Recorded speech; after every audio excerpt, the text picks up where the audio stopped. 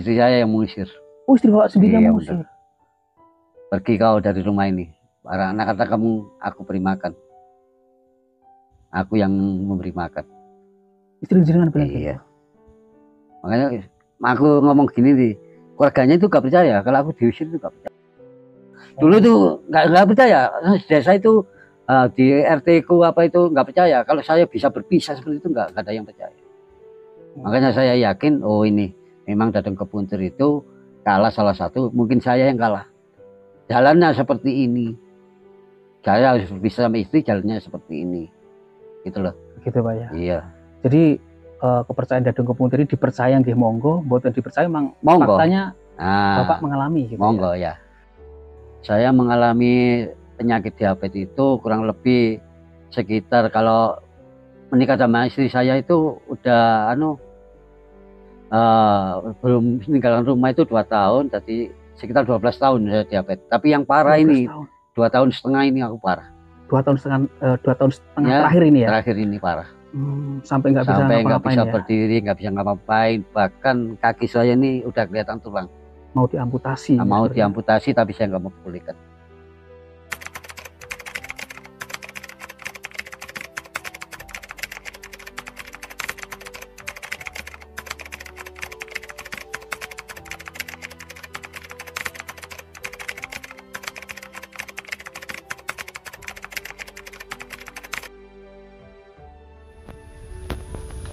Ini dulu semua mas kabeh gitu, terus saya ini kita belum kabeh gitu, belum kabeh.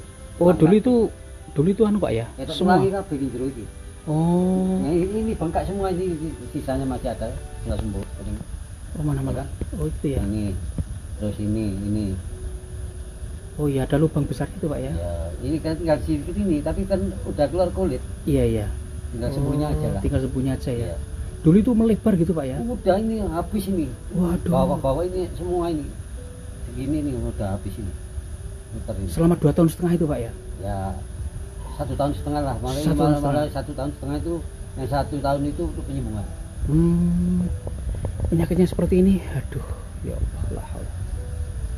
Ya ini dikit ini udah tumbuh kulit ya. Ya alhamdulillah itu ya. Dulu yang pertama kali itu ini. Oh kaki satunya ya, yang sebelah kanan udah tembus ini tembus ini dulu lukanya ini di sini. Ini tembus ini, tapi kering semua. Oh sudah tembus atas dulu ya? Iya, tembus yang. Kemudian yang satunya itu Pak ya? Nah ini yang lama, yang ini yang lama. Iya. Waduh ya Allah. Dan itu nggak ada yang merawat ya jenengan ya? Udah lah, dirawat sendiri Om. Iya. Luar biasa. Oke teman, jadi lukanya beliau seperti itu ya. Itu kata beliau sudah baikan, itu dulu melebar setelah pak kaki itu. Semua bawah ini kelihatan tulang. Ya Allah.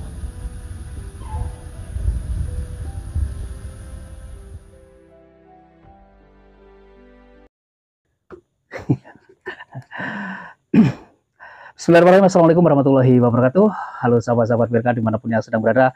Selamat malam teman-teman semuanya. Dan hari ini Virka berada di Kabupaten Sidoarjo, Jawa Timur ya. Tepatnya di sekitar areal peta terdampak lumpur lapindo. Dan pada malam hari ini saya sudah bersama dengan beliau yang sudah persis di samping kiri saya ini, yang merupakan salah satu ya orang yang pernah terdampak dari musibah lumpur lapindo. Kula nuwun, assalamualaikum. Waalaikumsalam. Ngapunten dengan Bapak siapa ini? Muhammad Yani. Bapak Muhammad Yani. Ya. Pripun kabar Pak? Saya. Kabarnya saya saja ya. Teman-teman, hari ini kita akan ngobrol-ngobrol ya dengan beliau. Dan seperti yang kita ketahui, lumpur lapindo itu terjadi di sekitar tahun 2006 Pak ya? Iya benar. Tahun 2006, dan dari peristiwa tersebut ada setidaknya sekitar 5 desa tenggelam. Betul Pak ya? Iya, tapi yang terdampak juga banyak lah. Yang terdampak juga banyak ya di sekitar areal ini. Jadi untuk Bapak sendiri, teman-teman ataupun yang membuat saya itu tertarik ya ingin meliput beliau ini, karena beliau ini menempati salah satu bangunan bekas sekolah nih Pak ya. Iya, benar. Bekas sekolahan, beliau hidup sendiri di tempat ini, mengalami sakit, dirasakan sendiri tanpa ada sanak famili ya, yang merawat, yang melihat, yang menjenguk begitu Pak ya. Iya, benar. Dan di bekas sekolah ini pernah ada orang yang meninggal juga Pak. Iya, pernah ada. Nah, laki-laki atau salah orang Pasuruan. Jadi di ruangan yang mana? Ini sebelah. Oh, di sini. Iya, Ada orang yang pernah meninggal. iya. Dan Bapak tinggal di sini sendirian. Ya dulu aku kan belum tinggal di sini. Oh, belum Dia ya. meninggal terus pindah. Perempuannya udah pulang lagi ke Pasuruan. Terus dibuat untuk kantor pengurukan tanggul. Nah, saya yang jaga kantornya, akhirnya saya tinggalin sekalian di sini. Oh, jadi kejadian orang meninggal itu sebelum Bapak tinggal di sini ya? Iya, benar. Oh, begitu. Dan teman-teman yang membuat saya ingin mengorek cerita ya lebih dalam dengan beliau ini adalah kisah hidup beliau. Mungkin bisa diceritakan Pak, Bapak kan salah satu orang yang terdampak lumpur lapindo saat itu. Mendapat ganti rugi berapa Pak? Ya, dapatlah penuh lah. Penuh ya? Ya, dapat penuh. Rumah dulu Pak? Rumah sama pekarangan lah. Rumah sama pekarangan ya? Mungkin bisa disebutkan nominalnya berapa gitu Pak? Kurang lebih dulu itu dapat 240 lah. 240 juta Pak ya? Ya, 240 juta. Setelah mendapatkan uang tersebut, akhirnya bagaimana ini ceritanya ini Pak? Ceritanya ya dibagilah sama saudara. Oh begitu ya? Ya, dibagi sama saudara-saudara itu. Dan mengapa Bapak kok memutuskan menempati bangunan ini? Apakah tidak takut sebelahnya itu kan persis tanggulnya Pak? Enggak ada rasa takut lah. Masalahnya ya mungkin karena satu ya terpaksa, karena ya gimana lagi lah, udah nggak bisa kerja juga. Di samping itu ini kan dekat desa saya juga kan. Oh gitu Pak ya. Jadi setelah saya pisah dari keluarga, dari anak istri saya, ya jadi seperti inilah. Sebentar, tinggal sendiri. Ini bisa diceritakan awalnya seperti apa Pak? Mendapatkan uang ganti rugi, kemudian uangnya dibagi-bagi kepada anak istri begitu Pak ya? Enggak, bukan sama saudara. Oh sama saudara ya? Iya, sama saudara. Sama saudara dibagi-bagi begitu ya? Iya, benar. Berarti rumahnya dulu rumah keluarga begitu Pak? Rumah keluarga, tinggalan nenek moyang. Oh tinggal nenek moyang ya, dibagi-bagi. Nah, bagaimana cerita selanjutnya Bapak kok meninggalkan rumah kemudian memutuskan untuk menempati bangunan kosong ini gitu loh? Itu ada cerita di balik itu Pak? Atau mungkin ada kisah yang mungkin bisa diceritakan kepada kita semua tentang kisah hidup ini dulu saya masih berkeluarga kan, setelah saya pisah dari istri saya, akhirnya saya kembali ke desa saya.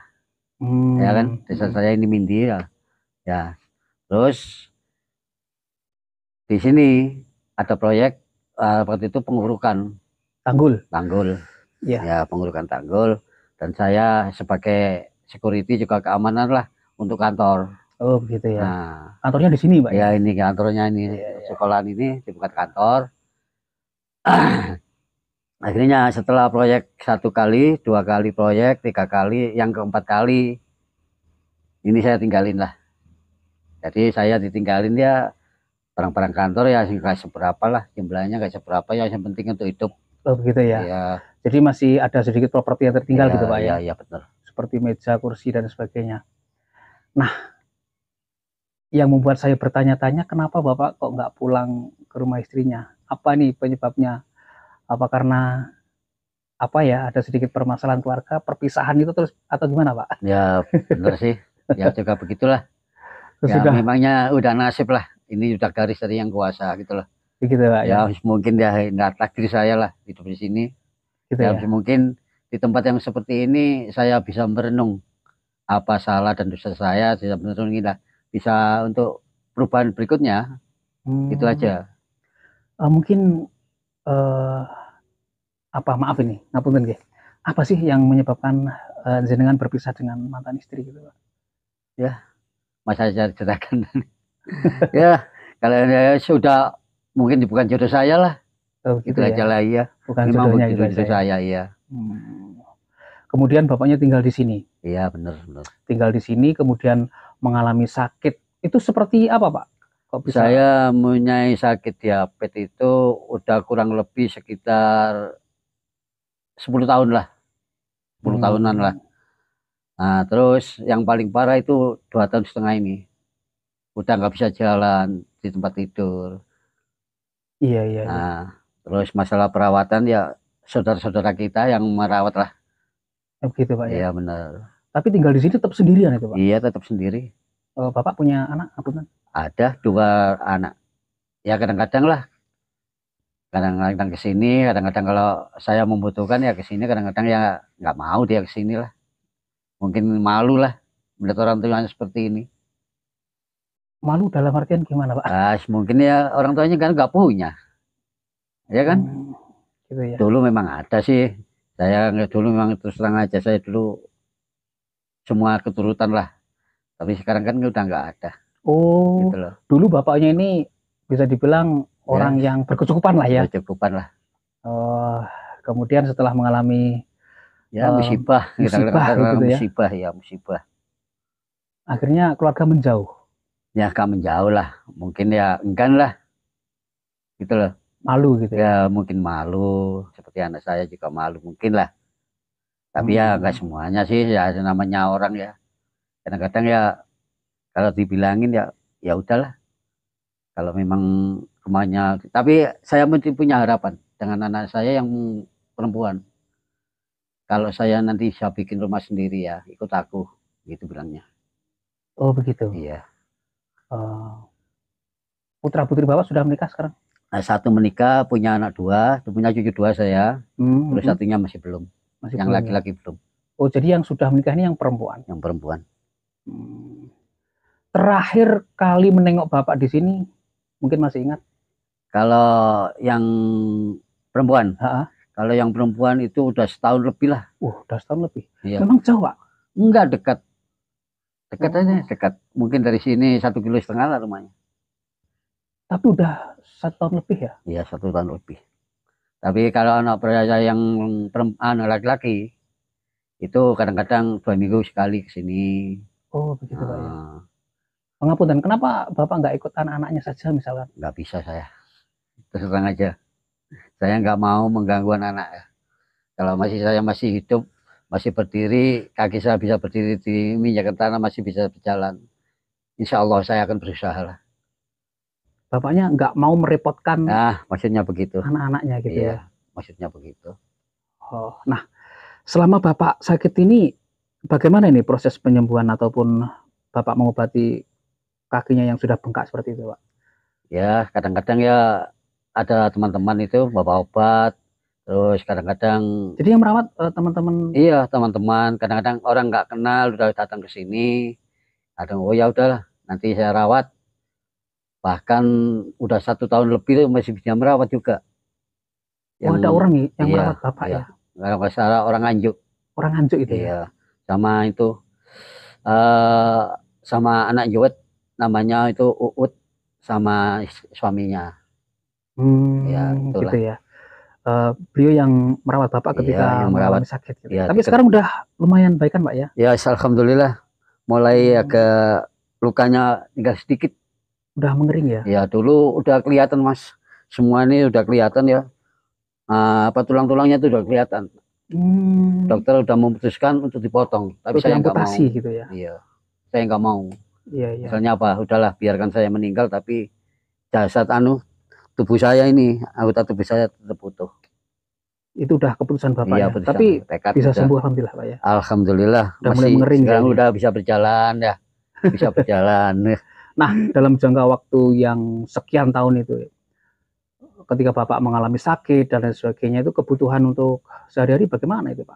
Ya, adik saya yang menikah dengan itu ada kakak istri saya itu kadang-kadang mengirim uang lah, terus terang aja lah, mengirim uang kadang-kadang 2 minggu itu 100. Nah itu dikasihkan anak saya ke sini biar ketemu bapaknya gitu. Oh begitu. Iya, caranya itu begitu. Iya. Jadi ya itulah. Terus lain-lain itu kadang-kadang teman-teman dari sekolah dulu SMP lah, datang ke sini kadang-kadang pakai urunan lah. datang ke sini. Ya alhamdulillah untuk beli makan, ya. Untuk kalau masalah obat juga ada, masih saudara juga yang jadi apa itu perawat lah di Puskesmas mana itu di Solo. Itu kalau 2 minggu sekali kirim obat untuk obat apa namanya cokot-cokot lah. Oh gitu ya. Iya. Iya ya. Tapi alhamdulillah ya. Ya, Banyak orang baik selama yang ini ya banyak orang mendekat. baik. Makanya kita itu Jenengan. kalau kita menanam baik ya kan tubuhnya juga baik lah. Gitu baik ya. Itu aja lah. Kita harus percaya itu. Betul. Jadi teman-teman, beliau ini memang tinggal sendirian ya di sebuah bekas sekolahan yang terbengkalai ini Pak ya, yang dulu sempat dijadikan sebagai kantor proyek Tanggul Lapindo ya. Nah setelah proyeknya selesai, Bapak ini menempati bekas bangunan yang terbengkalai ini, dan yang membuat saya acungi jempol ya, beliau berani tinggal di tempat ini, di sebuah tempat yang pernah ada orang meninggalnya gitu loh di sini. Nah sedikit melebar Pak, apakah ketika Bapak menempati tempat ini pernah nggak ketemu dengan makhluk astral yang berada di sekitar sini gitu? Kalau ketemunya sih enggak, cuma saya sempat berkelahi waktu Sempat itu. berkelahi? Iya, sempat berkelahi. Berkelahi dengan sosok apa itu? Sosok wanita, dia itu orangnya tinggi besar, ya kan? Tapi wajahnya nggak seberapa kelihatan. Nggak seberapa Saya kelihatan ya? dicekik, saya dibanting, tapi alhamdulillah lah, berkat Allah saya bacakan doa-doa, akhirnya saya bisa melewati masa itu. Masa itu? Gimana itu? Saya dorong dengan membacaan Bismillahirrahmanirrahim, Allahu Akbar. Langsung dia itu terpental lah. Terempas gitu ya? Iya, terpental. Lokasinya di mana itu Pak? Ini tempat kamar saya. Oh di ruangan ini? Iya. Oh itu awal jenengan menempati atau? Iya, awal menempati. Saya dulu menempati di sana, di ujung sana. Sendiri juga. Akhirnya sini kantornya udah bapak bubar, saya pindah sini. Oh, jadi ini yang pertama kali saya pindah sini tuh. Tapi memang semenjak itu Bapak memang tidak punya pekerjaan tetap ya, Pak?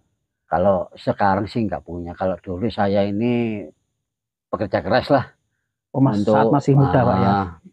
Itu proyek pembuatan ruangan pendingin, cold storage. Oh, begitu ya? Iya. Bahkan saya udah seluruh pulau Indonesia lah saya tempati. Saya tinggal di sana. Wow. Kadang-kadang di rumah 1 minggu, di luar Jawa kadang-kadang 1 bulan, kadang-kadang 2 minggu di rumah, 6 bulan di luar. Jadi Bapak dulu pernah bekerja di dunia proyek ya? Iya benar. Dengan penghasilan yang lumayan dulu ya? Iya benar. Cukup berada juga begitu ya. Nah kemudian kok nggak ikut melanjutkan pekerjaan ini, ada faktor tersendiri Pak? Iya. Atau mungkin karena saat itu sudah merasakan sakit atau yang seperti apa? Ya itulah, karena terbebani oleh sakit ini ya. Oh udah mulai merasakan sakit Pak ya? Iya udah merasakan sakit. Dan juga itu kita kan bekerja sama saudara-saudara saya kan, saudara istri saya kan 3 orang pacar sama saya. Akhirnya masa saya pisah sama istri, kerjanya masih bersama kan tidak enak. Dan ya, akhirnya saya mengundurkan diri. Nah itulah. Jadi PT ataupun CV yang CV ya, yang dulu Bapak tempat kerja ini merupakan bisa dibilang perusahaan keluarga gitu Pak? Iya benar. Itu ngomongnya orang tua begitu, ini keluarga. Perusahaan Semua keluarga orang ya? Keluarga. Oh gitu. Jadi Bapak memutuskan untuk berhenti dari itu karena pisah sama istri saya yang saudaranya yang 3 orang tadi, itu orang kakaknya istri saya. Setelah jenengan pisah, jenengan memutuskan untuk keluar saja. Iya, sebetulnya keluar lah. Tapi sekarang mungkin dilanjutkan anak-anak saya yang kerja di situ. Oh iya. Tapi ini kan sebuah anggota perusahaan keluarga Pak ya. Ngapunten nih, masa di antara mereka nggak ada yang datang ke jenengan gitu misalnya? Ya. Memberikan semacam penghasilan bulanan untuk jenengan mungkin berapa persen gitu kan, ini kan perusahaan keluarga dulu mungkin. Nggak ada selama ini, nggak pernah datang ke sini, nggak pernah. Cuma yang menikahi adik saya itu 1 kali ke sini. Oh 1 kali? Iya, waktu hari raya 3 tahun yang lalu. Setelah itu sudah Udah sama sekali ya? Enggak pernah sama sekali. Jenengan sakit, apakah beliau-beliau ini tahu kondisi jenengan? Tahu, Tahu ya? tahu, posisinya tahu. Bahkan saya pun kalau datang ke sana ke kantor itu seperti orang minta, seorang ngemis, gak diperhatikan lah. Padahal menurut saya itu ini juga dulu jadi Jerih payah saya juga, saya mengeluarkan keringat, saya karena selama itu saya kerja itu jaranglah di rumah. Jadi ketemu anak, istri, bahkan saya pulang dari luar Jawa itu anak saya itu nggak mengenali saya. Anak jenengan tidak Mengenali saya. Tidak mengenali. Takut sama saya. Oh. Tapi apa balasannya ya? Allah alam, Allah yang tahu nanti. Iya. Teman-teman, jadi bapaknya itu dulu merupakan bisa dibilang salah satu ya yang membesarkan perusahaan keluarga tersebut. Iya gitu. benar. Tapi ketika beliau sudah merasakan mengalami gejala sakit, kemudian beliau akhirnya juga berpisah dengan istrinya, begitu ya. Tidak ada santunan sama sekali dari perusahaan keluarga ini ke. Nggak ada. Saya berhenti pun nggak ada pesangon, nggak ada apa. Begitu Pak ya. Ya, jadi masalahnya saya begini. Hilang gitu aja ya. Saya enggak ya hilang begini masalahnya. Meskipun saya tinggalkan, tapi saya tinggal itu ada yang bilang dari saudara saya juga, orangnya meninggal udah sama seperti saya penyakitnya. Saya sebut namanya ya. Iya. Orangnya udah meninggal, itu bilang meskipun kamu nggak ngasih nafkah, dia tuh dikasih dari perusahaan istri kamu selama 5 tahun itu. Setelah dia nikah, rupanya saya dengar-dengar ini udah dicabut. Jadi sebenarnya Bapak dulu juga mendapatkan jatah ya? Oh ya iya dulu kan gajian. Iya. Ya gajian, tapi ya itulah. Pikir saya ini kan punya anak, kan ini istri saya. Saya pergi dari perusahaan itu kan udahlah biarlah dinikmati anak saya dan istri saya. Jadi saya nggak ada dikasih untuk meminta. Percuma nanti, percuma lah. Maksud saya apakah benar-benar nggak ada Pak itu jatah dari perusahaan untuk Bapak, atau mungkin ada tapi dananya mungkin dipakai oleh orang lain? Nggak tahu lah. Nggak tahu ya kalau itu ya. Semalam ini saya nggak pernah menerima dari CV itulah. Karena secara kan jenengan kan yang ikut berjuang membesarkan perusahaan tersebut hingga kerja kemana-mana mulai dari nol ya. Mulai dari nol. Hingga CV ini besar gitu Pak ya. Tapi setelah jenengan berhenti karena mengalami sakit juga bisa dengan saudaranya dia ya. Kan kita berempat loh kerja. Kakaknya, terus kakaknya istri lagi, ketiga ini yang menikahi adik saya. Adik jenengan? Ya adikku. Ya yang keempat istri saya. Oh gitu ya. Jadi kakaknya istri? Ya, yang menikahi adik saya kakaknya istri saya. Yang menikahi adik jenengan? Adik saya. Kan kalau dalam bahasa Jawanya sedikit kan ganjil Pak ya ini ya? Dadung kepuntir. Ya. Oh disebutnya apa? Dadung kepuntir. Dadung kepuntir ya? Kalau nikah desa satu sama desa satunya lagi, kalau duanya dapat itu kan namanya dandang rebutan pencelokan, Jawanya begitu kan. Nah, tapi ini masih ada hubungan keluarga ya? Ya jelas lah. Mindi sama Juwet. Ya toh? Mindi dua, Juwet dua, udah kan kita sudah rebutan pencelokan, dandang rebutan pencelokan. Itu namanya begitu. Sudah dandung kepuntir. Masalahnya kan saya nggak bisa manggil dia itu apa, kakak saya itu. Di posisi satu ya. Dia kakak jenengan. Nah, di sisi lain adik jenengan. Nah, adikku. Kalau di rumah aku kan aku panggilnya adik. Iya, tapi aku di posisi sana kakak. Ya kak, kan nggak bisa udah. Balik-balik mana muntir. Nah, apakah ngapunten nih? Apakah hal tersebut tidak diperdebatkan ataupun tidak dipermasalahkan oleh orang tua? Susah Mas, dalam soal itu udah orang tua itu mertua dulu udah bilang harus mengalah salah satu.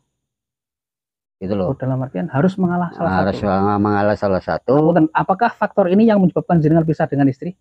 Mungkin.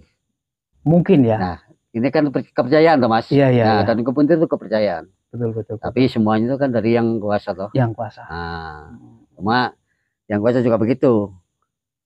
Alurnya itu begini. Nah, alurnya itu seperti ini. Jadi cara berpisah itu ya seperti inilah mungkin. Tapi dibandingkan kembali dengan mungkin jodoh lah. Ya jodoh saya pakai jamono. jodoh itu saya kira itu kalau namanya jodoh itu dipisahkan oleh nyawa itu jodoh. Oh gitu Pak ya. Nah, Tapi kalau belum tengah perjalanan itu bukan jodoh, Mas. Bukan Jodohnya jodoh, ya. sampai sakmono. Jodohmu sepanjang sakmono iku. Nah, Iya iya. Nah, begini berarti kan jenengan berpisah dengan istri kan baik-baik ini tentunya ya. sebetulnya itu ya nggak ya marah-marahan ya sih pernah sih anu ya. Emang yang nggak baik-baik lah. Masalahnya apa sih? Saya bilang nggak baik-baik. Di acaranya itu nggak baik kok.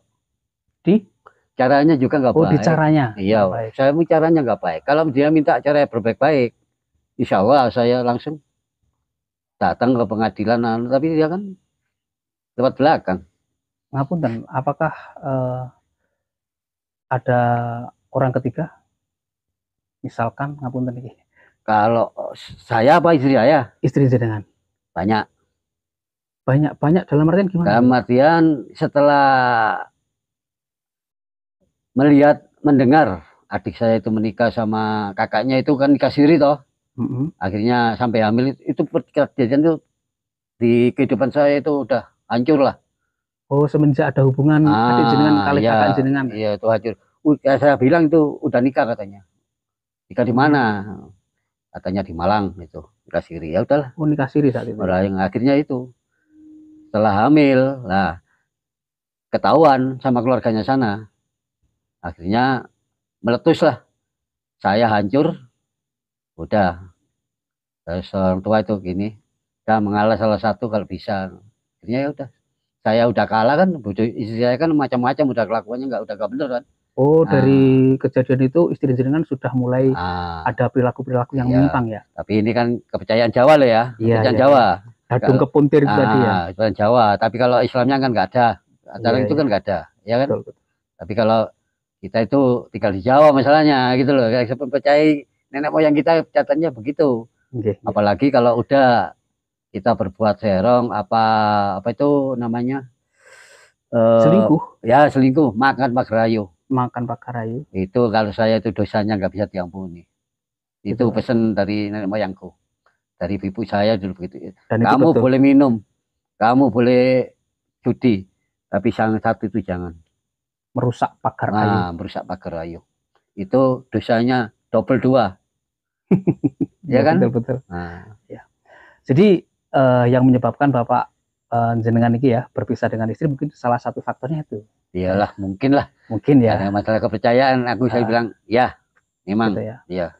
Setelah ada tragedi itu ya, tragedi yang saya maksud di sini adalah adik jenengan dinikah sama kakak istri saya. Kakak istri ya. Iya. Itu mulai terjadi ya masalah ini. Berbagai permasalahan dalam keluarga ya. Iya. Termasuk mulai kehancuran itu mulai terlihat lah. Termasuk perilaku istri yang mulai. Iya, mulai ya itulah jalannya saya pisah itu seperti itu, susah. Nggak bisa diterima di akal, gitulah. Tapi mantan istri Bapak sekarang udah menikah? Udah. Tahu Bapak kondisinya sekarang seperti ini? Tahu. Pernah datang ke sini? Nggak pernah. Bahkan saya nggak pernah ke rumahnya, iya. Oh, semenjak kejadian itu ya? Iya. Jadi semenjak kejadian itu jenengan langsung keluar saja dari rumah tersebut? Keluar dari rumah, itu nggak bawa apa-apa, saya keluar saja. Itu keluar dari rumah ini jenengan putuskan sendiri atau memang ada semacam ngapunten nih guys, pengusiran dari keluarga mungkin? Iya benar, istri saya yang mengusir. Oh, istri Bapak sendiri yang mengusir? Benar. Pergi kau dari rumah ini, para anak kata kamu aku beri makan, aku yang memberi makan. Istri jenengan bilang iya. Makanya aku ngomong gini nih, keluarganya itu gak percaya kalau aku diusir itu gak percaya.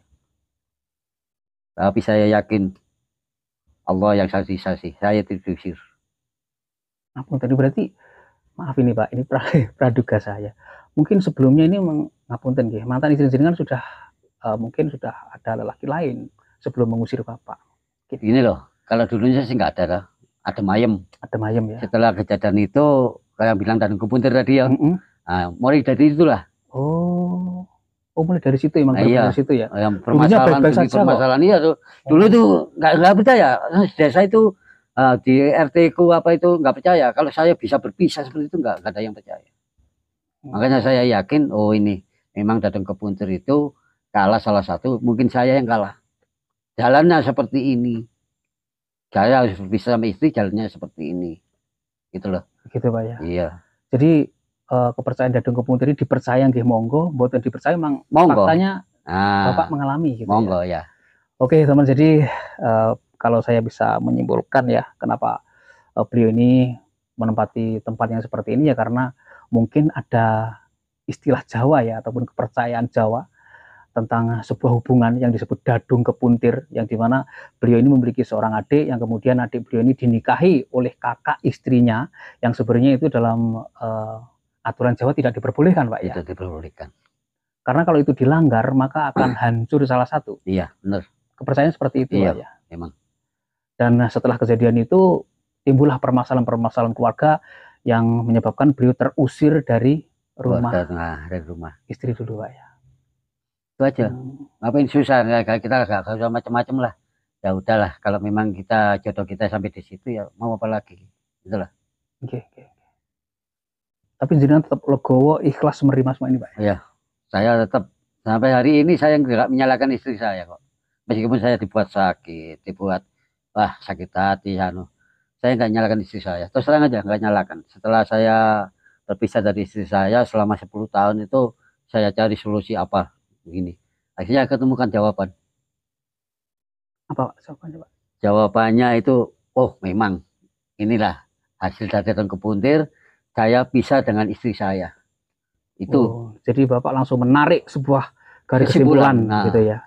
Bahwasanya apa yang terjadi dengan kehidupan jenengan saat ini merupakan sebuah bukti dari istilah Jawa Dadung Kepuntir. Itu pun dalam 1000 kakak, suatu kakak belum tentu ada satu yang itu terjadi seperti ini permasalahan. Oh begitu teman ya.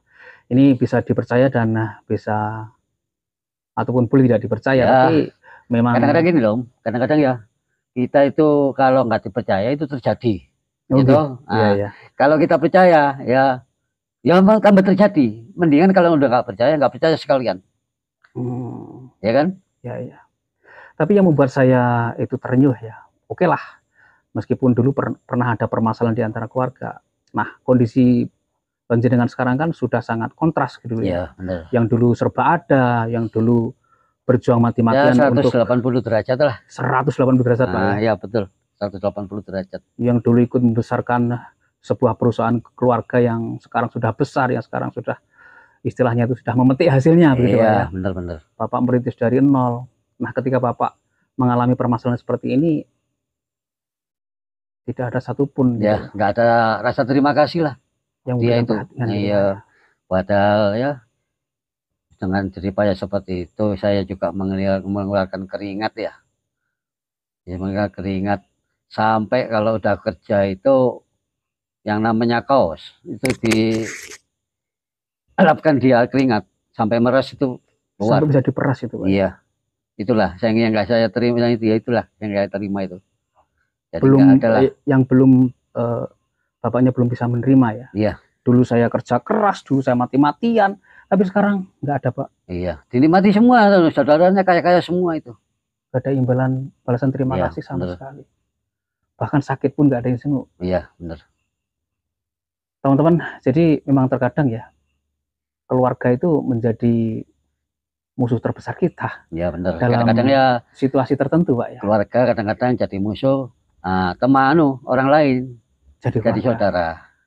Nah, itu kata-kata itu dulu ada memang, tapi ya kenyataannya tahu ada loh. Bukti Bapak sendiri mengalami. Iya, saudara itu saya bilang itu kan hubungan darah, itu aja saudara kan, satu keturunan di saudara. Bahkan orang lain pun bisa jadi saudara lah kalau sekarang. Pada keluarga itu biasanya udah sakit, memang sakit Mas, bisa seperti itu sakit memang. Cuma ya apalagi lah kita sebagai manusia ya percaya aja kepada Tuhan. Mungkin ini sudah suratan saya, sudah takdir saya harus menjalaninya dengan ikhlas tulus lah, dengan bersabar, itu aja cukup lah. Tinggal di tempat seperti ini tidak bekerja tanpa penghasilan. Maunya sih suatu saat nanti kalau saya sembuh ya kerja lagi insya Allah. Ya, tapi Bapak mengalami seperti itu sudah berapa tahun Pak? saya mengalami penyakit diabetes itu kurang lebih sekitar, kalau menikah sama istri saya itu udah belum meninggalkan rumah itu 2 tahun, jadi sekitar 12 tahun saya diabetes. Tapi yang parah 12 ini tahun. 2 tahun setengah ini aku parah. 2 tahun setengah Ya, terakhir ini ya. terakhir ini parah. Sampai nggak bisa Sampai nggak ngapa-ngapain bisa ya. berdiri, nggak bisa ngapa-ngapain. Bahkan kaki saya ini udah kelihatan tulang. Mau diamputasi. Nah, mau justru ya. diamputasi tapi saya nggak mau pulihkan. Tapi alhamdulillah ya Sekarang sudah dengan baik, Pak, ya. pertolongan Tuhan lah mulai Amin. agak sembuh. Nah, mulai agak tinggal sedikit aja lah. Teman-teman, jadi mendengarkan kisah beliau ini ya, saya mulai merenung juga ini tentang sebuah kisah nyata dalam proses kehidupan ini, di mana apa yang terkadang kita tidak terbayangkan sama sekali, Pak ya. Ya benar. Ketika kita masih berjaya, ketika kita masih berada, ketika kita masih sehat, terkadang sesuatu itu Nggak percaya lah.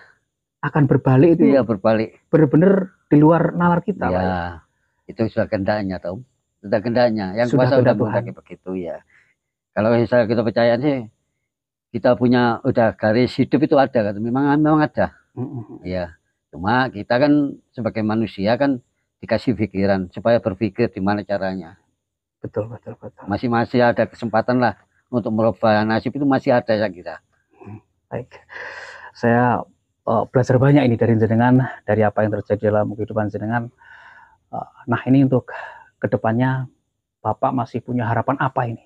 Ataupun masih punya semangat untuk melakukan apa ini? Ya, kalau saya kepinginnya sih segera sembuh dan bisa bekerja lagi lah.